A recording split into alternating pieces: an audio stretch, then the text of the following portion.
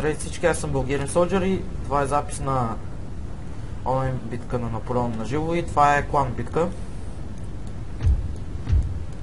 Нямам да мога да говоря много, но ще опитам. Играя като наемник за полския клан Сандзу. И трябва да преместя кавалерията.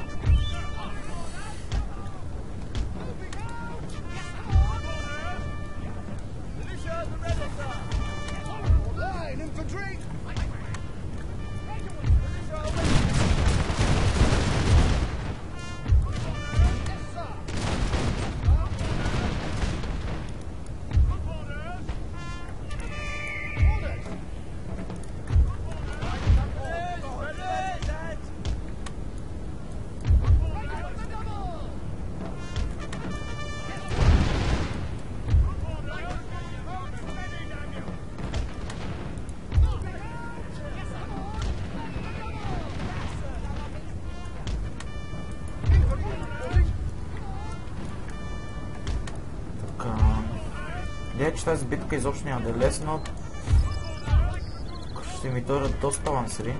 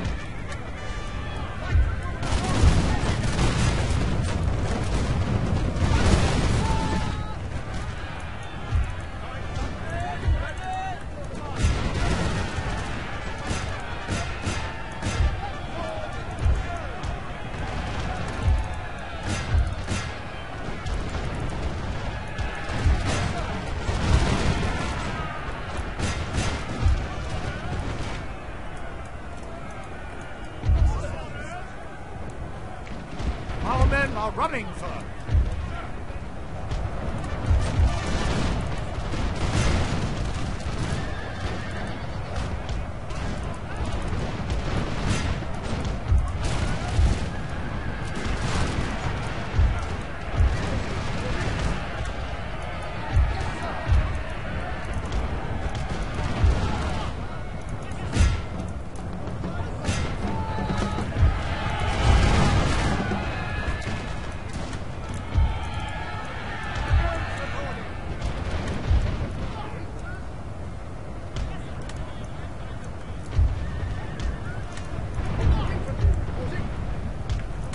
Our men are running, sir.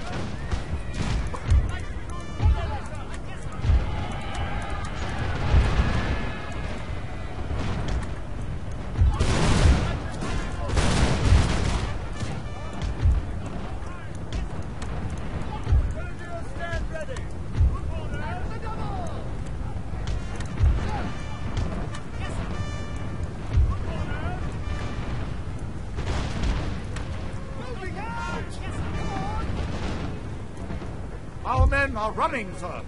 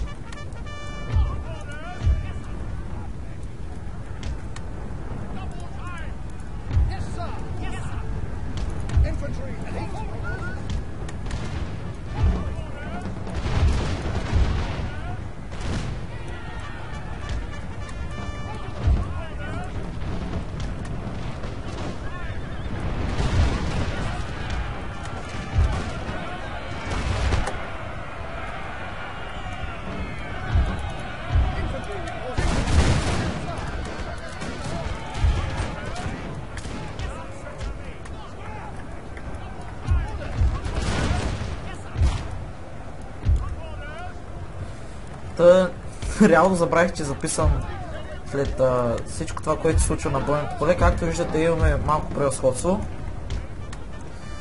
Аз лично имам доста голямо, тъй като имам повече скърмишери. Имам 5 лайта, а той има 3 прашена, няма какво да направи. Вдясно мога да го разбия по всяко време. Просто вижте как се сгъстява това, което прави пълна простотия. В началото на битката дори ми ревеше, че съм го кайтвал. Явно не осъзнава, че като ми дава така пространство, този футгард просто ще си замине всеки момент. Това са Coldstream Guards, са пълни. Онова там са 74 футгард, които са скупчени.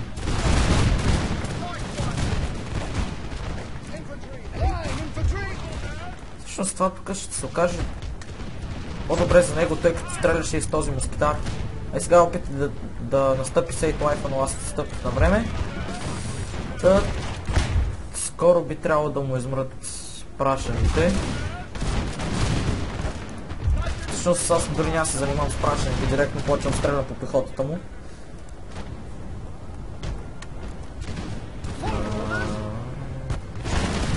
Стрелям по футгара, тъй като ми е по-симпатичен.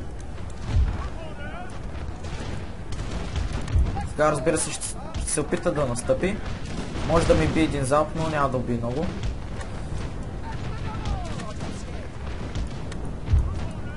Така, тук ще настъпя.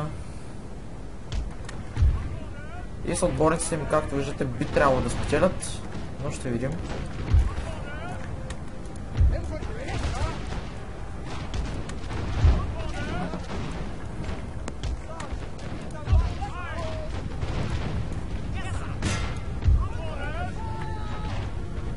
И сега, ако настъпи, бива разстрелван. Може да се избере. Дори му разстрелях и този прашен.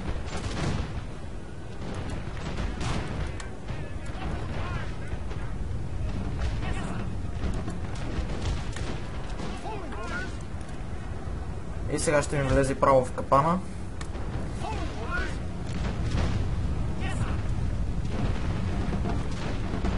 Тук Coldstream ми ще поеме отново първия залп, но ще разстреля този футгард.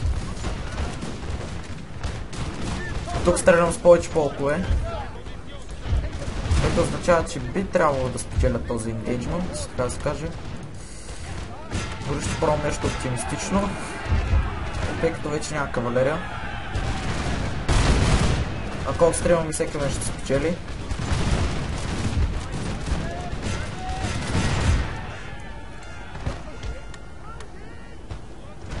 Що работнах поредния му прашен и нареждам втори лайт да стреля там. Тук се сетил, че може да напредне с пехотата си, но вече е малко късно.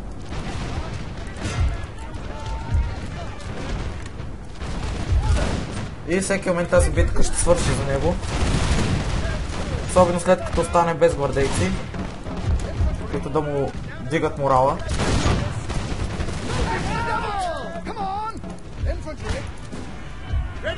Сега ще приближа този Coldstream. Сега генерално ще се самоубие, тъй като е нетърпелив.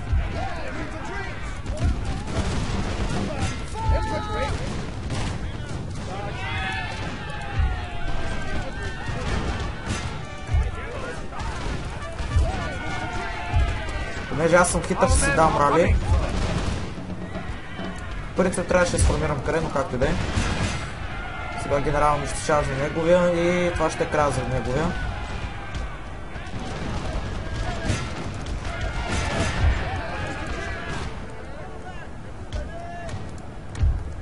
И да, що умря генерално.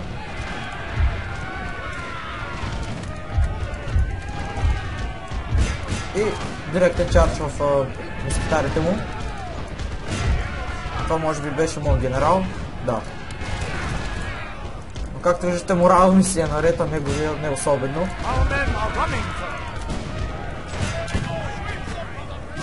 Следващия гард ще раутне. Да, това е доста близка битка, но все пак игра си тук. Не се изисква почти никаква тактика. Затова повечето играчи мразят маповете с терен, защото там трябва да се мисли.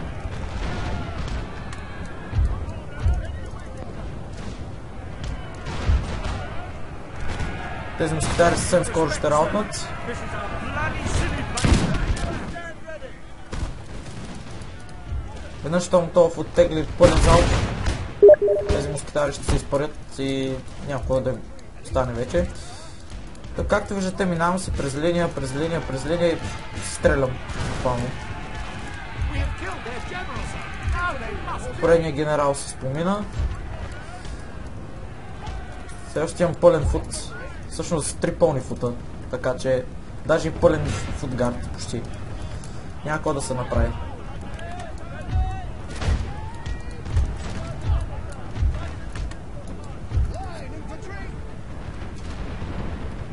Тук в Рао Прусия ще спечели тази битка, няма какво да стане. Центъра може да загубим. Но сега постепенно им падат фланговете.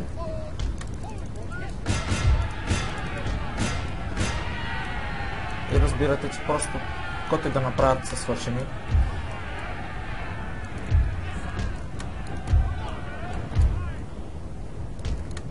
Някой от генералите се спомина, което не е особено добра новина, и то от нашите. Да, видя кой. Така ще наведа този код стрим за това да отвръща на огъня. Малко по-назад, разбира се, за да има време да презареди, ако трябва. Това са мускитари, би трябвало да ги раутна, не би трябвало само. И тук се нареждам с тези футове да стрелям. Men are running, sir.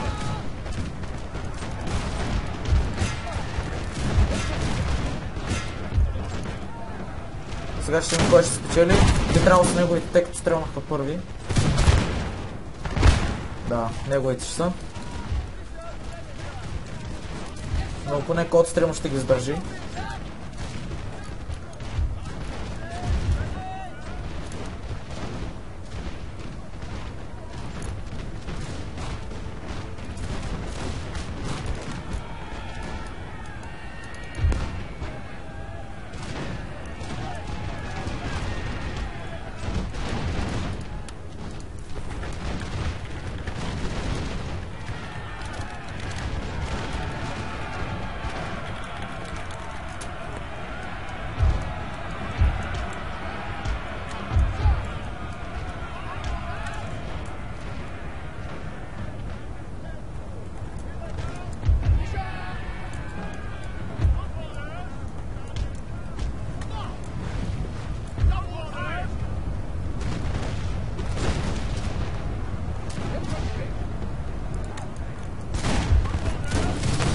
Так, случите защо написах това? Това беше защото опонента ми написа, че Victory, sir, is soon to be yours. кайтинг тактиките, които използвах в началото на тази битка, са били за деца, което според тази логика хуните и скиците са, всички са били дечица. И изглежда, че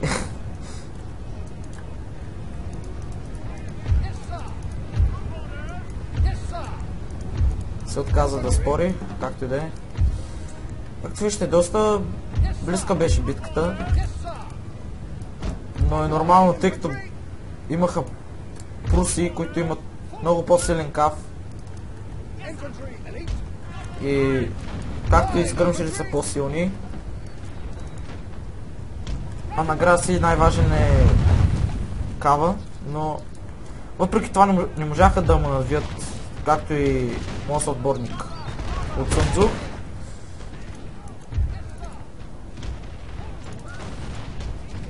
Мисля, че имах 3 лайт драгуна и въпреки това не можа да направи ефективни чарджове моят опонент, както видяхте.